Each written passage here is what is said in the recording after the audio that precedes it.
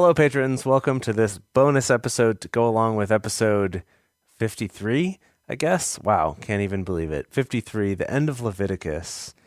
And to start us out, there was an episode. So, okay, I know this may be super dated, but I've recently been watching The West Wing because I didn't watch it when it was actually on or when it was hot. But I have been watching my way through it, and I'm still only on season 3. But in season 2, there was an episode that involved a bunch of Bible stuff from Exodus and Leviticus that I kind of made a note of at the time and was like, this will be a good one to do on Drunk Bible Study, but I wanted to wait until we had gotten through all of that. So basically, to give you a little bit of context here, what's happened is there's like a little gathering at the Oval Office. Yeah. It's not actually in the Oval Office, but, you know, one of the parts of the president's wing of the whatever. Anyway, there's a woman there who hosts this conservative like advice talk show who's very anti-gay. Wow. And, you know, quotes the Bible as part of that.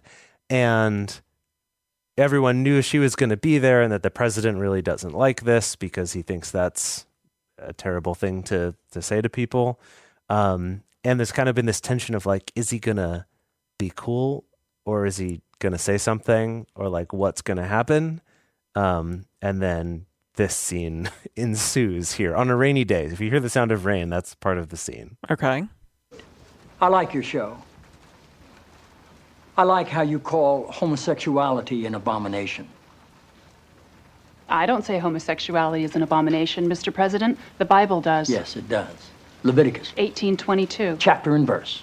I wanted to ask you a couple of questions while I had you here. I'm interested in selling my youngest daughter into slavery as sanctioned in Whoa. Exodus 21:7. Yeah. She's a Georgetown sophomore, speaks fluent Italian, always cleared the table when it was her turn.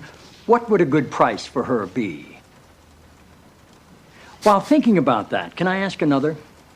My chief of staff, Leo McGarry, insists on working on the Sabbath. Exodus 35:2 clearly says he should be put to death. Am I morally obligated to kill him myself, or is it okay to call the police? Here's one that's really important, because we've got a lot of sports fans in this town. Touching the skin of a dead pig makes one unclean, Leviticus 11:7. If they promise to wear gloves, can the Washington Redskins still play football? Can Notre Dame? Can West Point? Does the whole town really have to be together to stone my brother John for planting different crops side by side?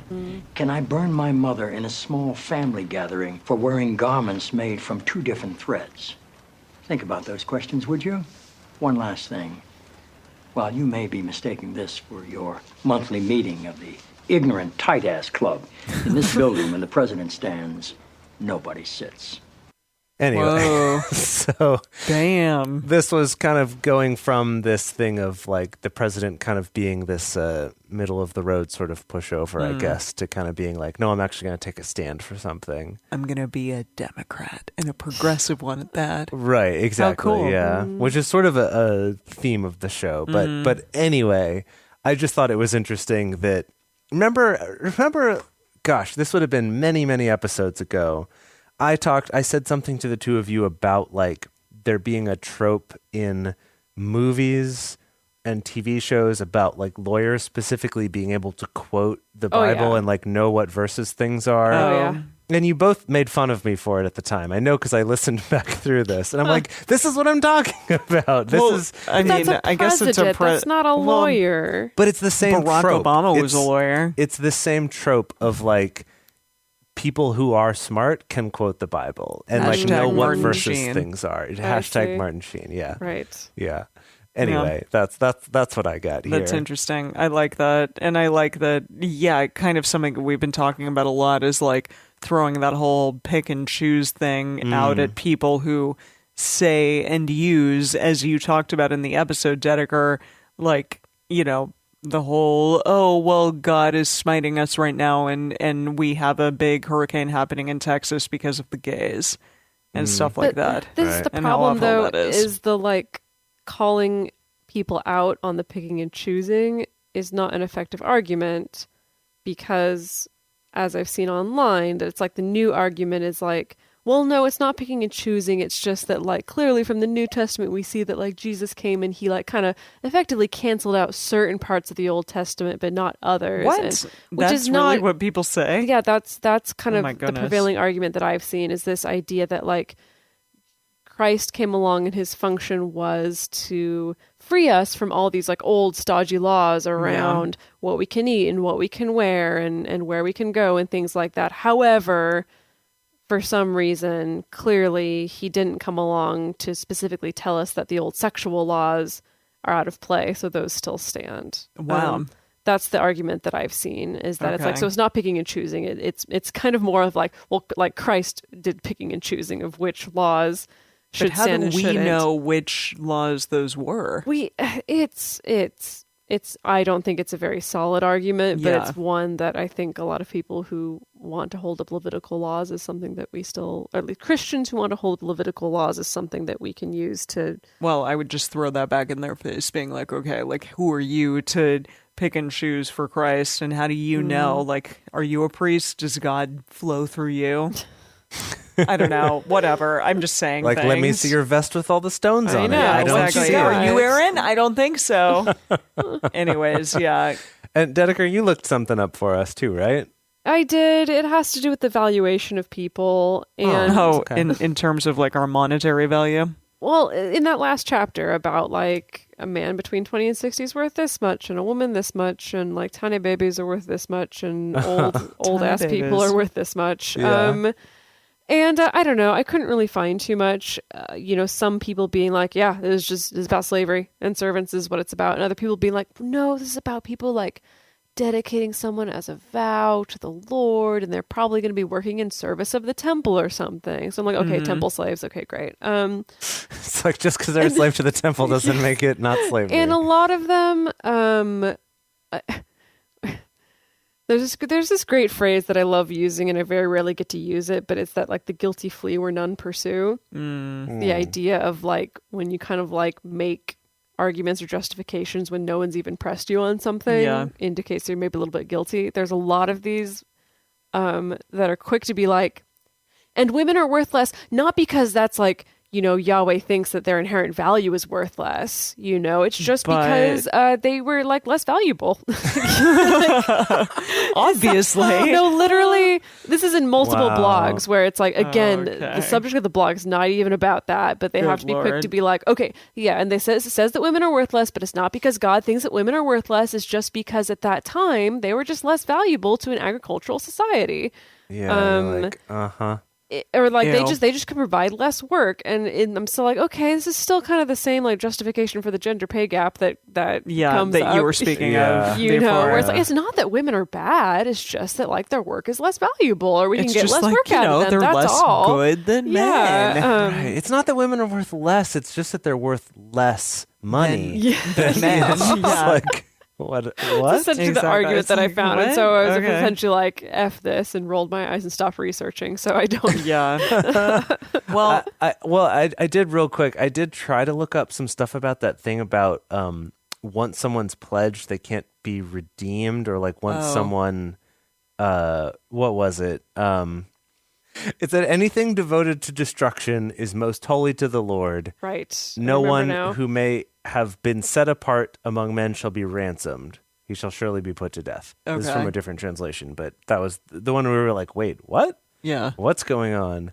And basically, this is about, from what I can tell, some people are like, oh no, this is referring to like people who've committed a crime and are like have the death penalty. And I'm like, no, it's not. That doesn't make any sense. And from actual sources that use like looking at the translations of the Hebrew words and stuff like that, Yeah. doesn't seem to support that at all. I think Okay. that's just some, bull BS. poop.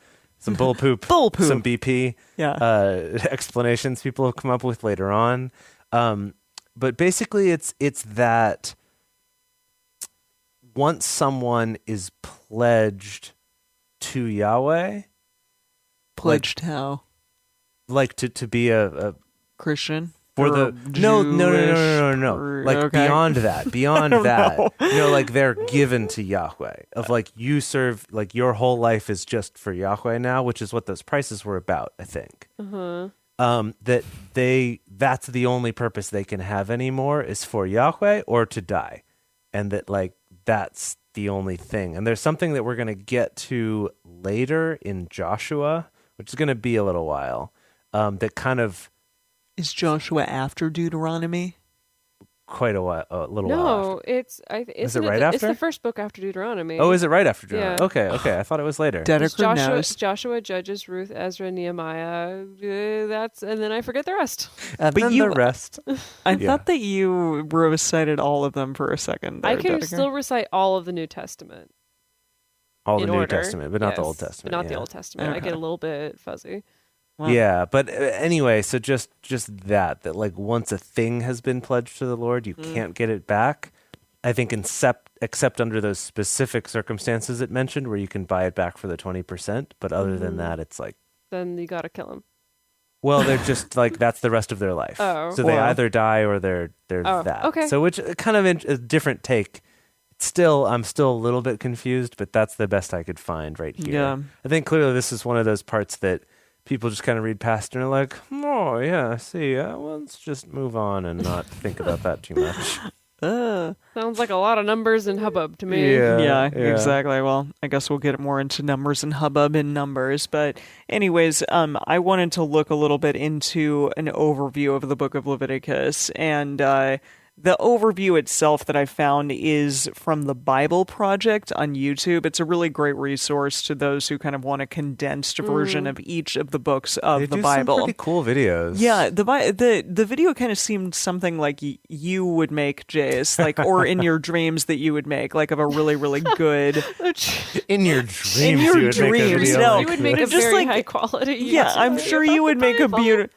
I'm sure you would make a beautiful one, but I'm just saying, like something that you would want to make, like looks like this, just a very impressive, I guess, representation. I'm just reading this all as like a very underhanded. I am not. compliment. Good Like, lord. Okay. Anyways, it talks about, it breaks like the books of, or sorry, the sections, the chapters of this Chapters. book up into 7 sections. There's 7 again. So the beginning and the last section are about animal sacrifice. The middle 2 sections, let's see. Oh gosh, it's about animal sacrifice, purity, and then what would the others be? Gosh, I don't remember. You were Are the you one who quizzing just me? You looked did not this tell up. us. No, that holy, you're going to test us on oh, this. here we go. Priesthood, ritual, like animal sacrifice and ritual. Priesthood are the so it's 1 to 7 and 23 to 27 are on ritual, and then priesthood is 8 to 10 and 21 to 22, and then purity laws Got are it. going to be 11 to 15 and 18 to 20.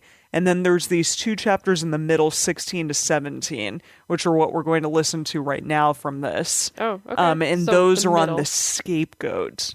Oh, yeah, I forgot about the scapegoat. Yeah, so I'll kind of motion to you when we're done with it, but let's start right now on it. It's good. Now, you've probably noticed that they surround the very center of this book, and it's here that we find a really important ritual called the Day of Atonement. Yeah, so Israel's a big tribe now, and odds are there's a lot of sin happening that goes unnoticed that people are not Obviously. dealing with. So And much so sin. one time a year, the priests would take 2 goats, and one of those goats is killed, and its blood is carried right can into hear God's it. presence where Yeah. it symbolically covers or atones for Israel's sin. Yeah, that's kind of weird. Well, the meaning of the sacrifice, it's explained in the next That's me. chapter, That's where the God me says part. that the blood of a creature is its life. And so this goat's life is offered as a substitute. It's receiving God's punishment for Israel's sin so that the people don't have to. That leaves the second goat. Yeah, the priest puts his hands on it, and then he confesses all of the sins of Israel. It's like he's placing the sins on the goat. And then that goat gets cast out forever into the wilderness. It's called the scapegoat. Yeah, I've heard that word before. Yeah, it's this very powerful image of how God heard that is word before. graciously removing Israel's sin. And this is Okay. all, it's just, okay.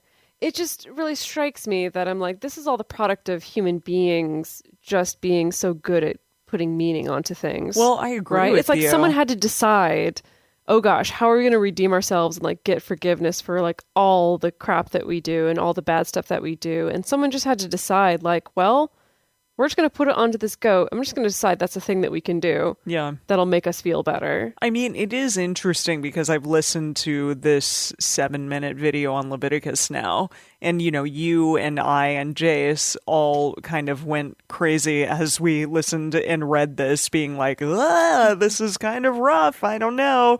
But these guys who do this, Bible project really put a very nice spin on it. And even the very first YouTube comment says, "But he loves people. My heart is about to explode. God is so kind and beautiful." And I didn't get that from this book. I'm not going to lie to you all. Well, Emily, you have not read the entire Bible. Be that as but this is just about this book, though, right? But yeah, well, I mean, I'm assuming that they're putting the whole. Yeah, this person is bringing their whole Christian upbringing and exactly. Yes, all the interpretation about God's love. But that's not what I would bring. Which, I mean, honestly, to this. there are other books of the Bible where God appears much more loving. Well, this and is some would not even one argue of maybe them. that's a different God. Yeah. I will say the first response to that comment Emily read is, that's literally the only positive thing in this video. The rest is weird blood sacrifices that don't make any sense. There you go. Well, So I clearly would go with that polarizing. guy a little bit more. But Yeah. I didn't even look at what he said. But yeah. Yeah. So it's- anyways, I found it interesting. But I will say if people, go through the Bible with us and are listening to this, and after an entire chapter, after you have, just gone through and binged our episodes and been at the end of a chapter, been okay, what just happened? You can go to the Bible Project and hear a quick overview of everything that occurred within that. As in, if you want to actually understand a book of the Bible instead of listening to us and generating more questions and confusion. You know what? I'm gonna argue with that a little bit. I'm just saying enhance. No, I get it. I get it. However, wherever your source is, whether it's us or whether it's them, or both, as much as we might try not to sometimes, we're still bringing with us the stuff we've been taught and the I don't want to call it baggage exactly, but we bring the baggage. We We have that definitely too. bring the baggage. But the preconceived notions and the things that we have, they're also bringing it to it, which is That's very very evident true. to me, kind of being from a similar background to them who still identify as Christian, being I see where you're bringing to this a lot of beliefs that you have that might not have been there actually in this book when it was made. And I know we struggle with that too. And when we've talked with, theologians and people, they're often you got to be careful of that because we have so many preconceived notions that it's hard to separate it. So I just want to say, if, our show's great. Okay. And that they don't know better than us. They don't know better than us. I mean, nobody. It is kind of. It comes down to what does somebody decide that they want to get out of the Bible? What do they see in it? Because it is very personal, I think. And personally, coming at it for myself from a standpoint of not really knowing anything about it beforehand and just looking at the text with the two of you, it makes me be wow, I maybe am going further in the direction of being wow, this is not something that I'm interested in, but somebody else may listen to us and be wow, this is really speaking to me in a way that I didn't know that it would. So to each his own.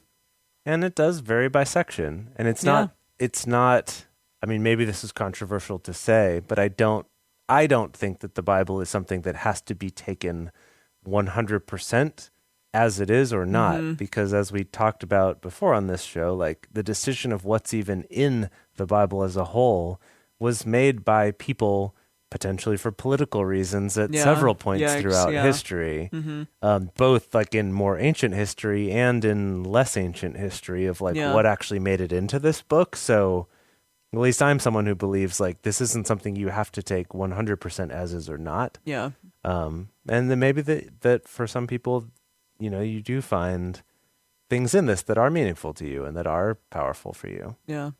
And I think that's probably really why the book has stayed on the bestseller list for as long as it has. It's probably going to stand for a couple more years. Yeah. Anyways, we're looking forward, as we've said before, to moving on to Numbers with all of you. and hearing like how your ideas about the Bible have changed in going back and reading with us. I mean, not that any of you have read this before, because obviously you haven't, but we're reading it for the first time, like we are, like I am at least. How have your like notions of what it was or what it is changed from another reading? Yeah, I love that. Yeah, so let us know on Twitter, on Facebook, on Instagram. We really are interested to hear, and we'll see you next week with Numbers.